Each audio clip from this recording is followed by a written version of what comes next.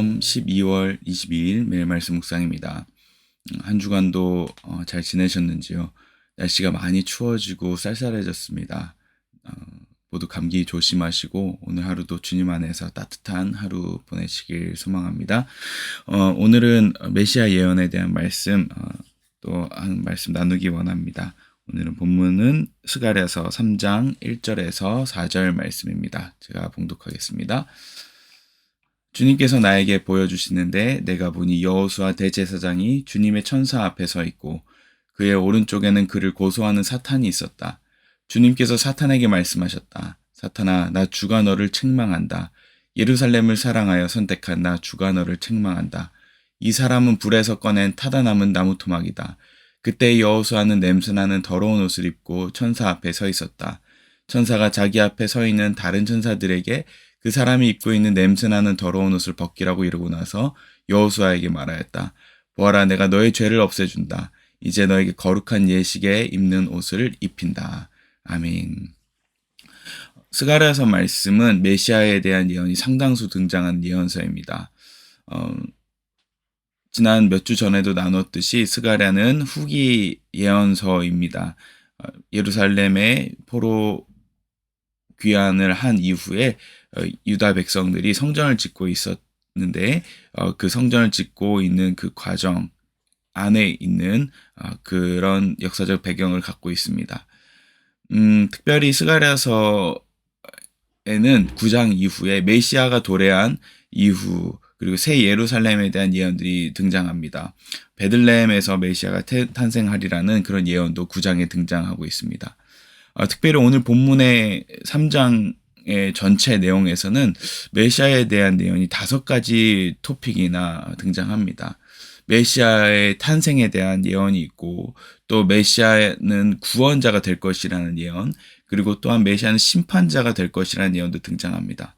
또한 메시아가 다스리는 미래 왕국은 어떨 것인지, 그리고 메시아를 따르는 그 백성들은 어떤 백성일지에 대해서 예언이 등장합니다.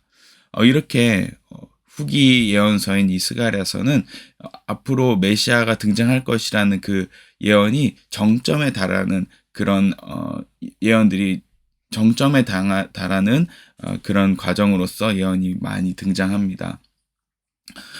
오늘 이제 역사적 배경으로는 다리우스 2년이라고 등장하고 있고요. 성전 건축이 지지부진한 그런 상황 가운데서 쓰였던 그런 배경을 가지고 있습니다.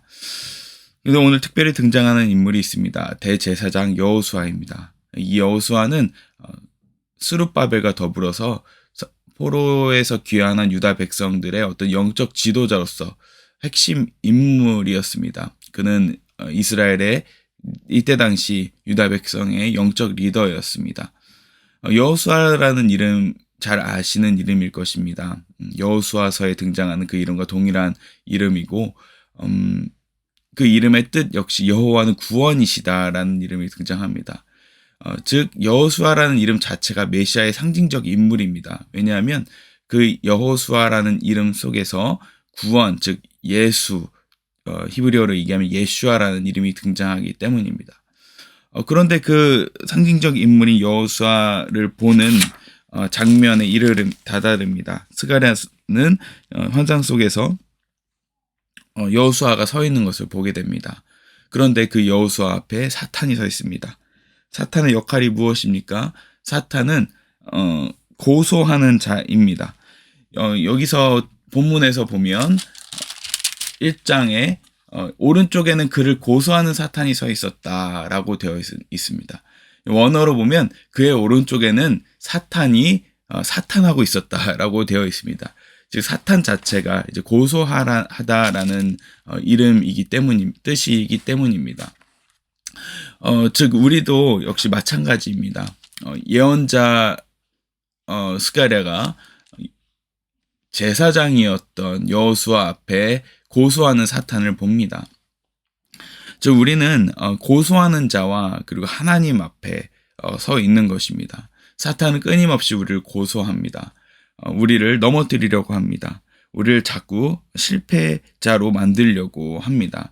특별히 하나님 앞에서 죄책감을 느끼도록 하기 위해서 우리의 못난 점, 우리의 실수들, 우리의 죄악들을 부각시켜서 이것 보시라고 하나님, 이 사람이 하나님의 백성이라고 얘기하지만 결국은 하나님의 백성이 아니라 하나님을 반대하는 그런 삶을 살고 있다고 얘기하는 것입니다.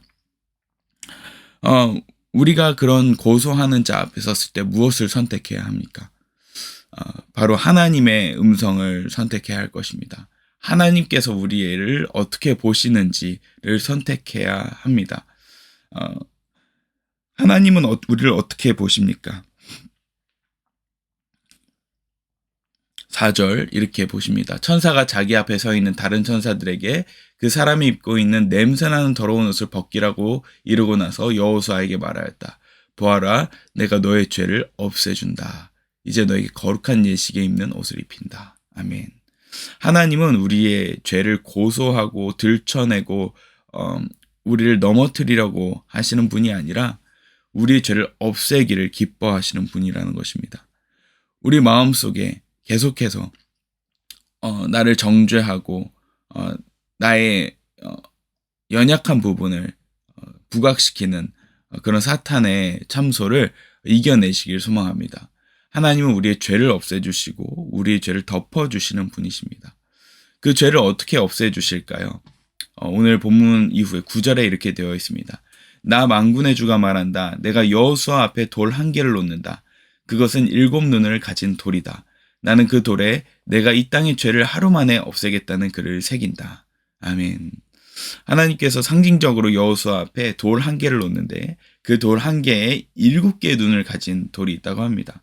참 상징적인 말씀입니다. 7개의 돌이라는 것은 7개의 눈을 가진 돌이라는 것은 많은 눈이 우리를 감찰한다는 뜻이기도 하지만 참 신기하게도 많은 학자들이 이 눈이라는 표현이 사실은 샘이라는 단어로 이중적으로 쓰였다고 보고 있습니다.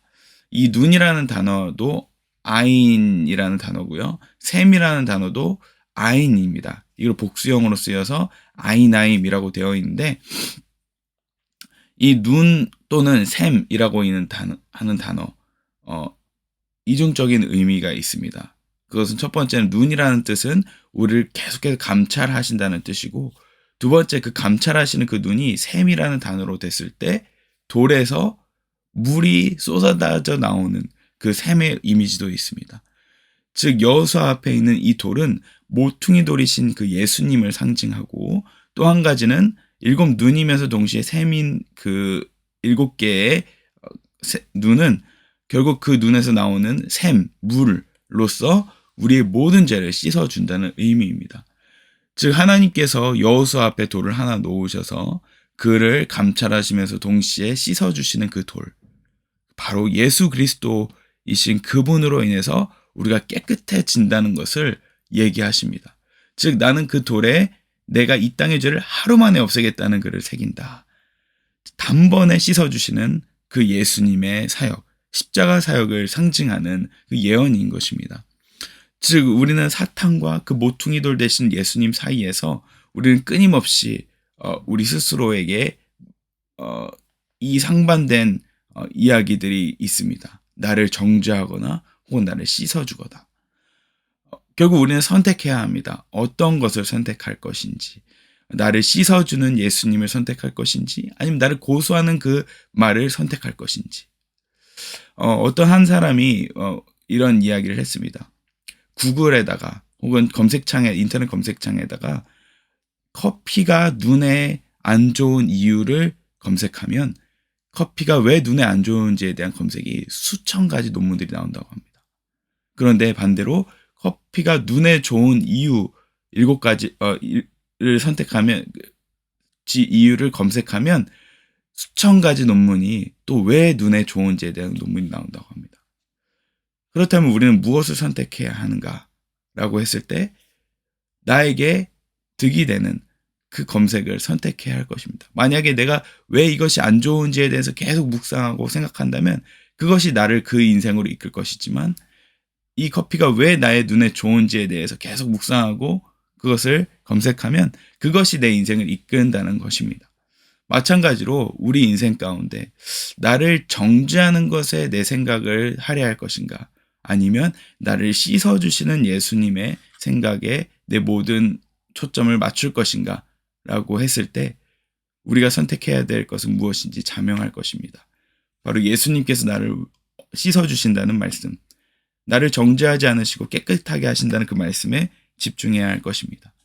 로마서 16장 19절에서 20절에 이런 말씀이 있습니다.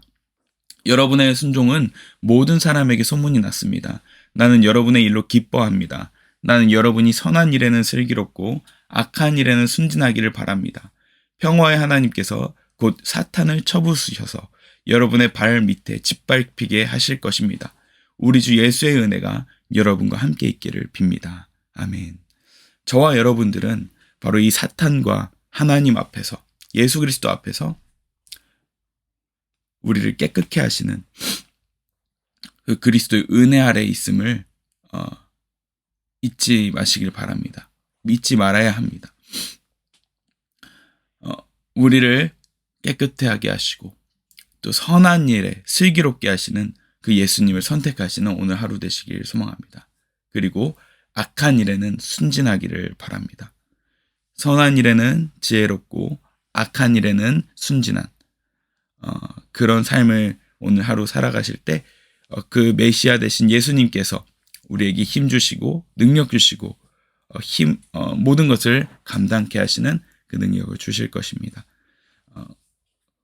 오늘 하루 그 축복 가운데 계시길 주님의 이름으로 축복합니다. 기도하겠습니다. 사랑의 하나님 감사합니다.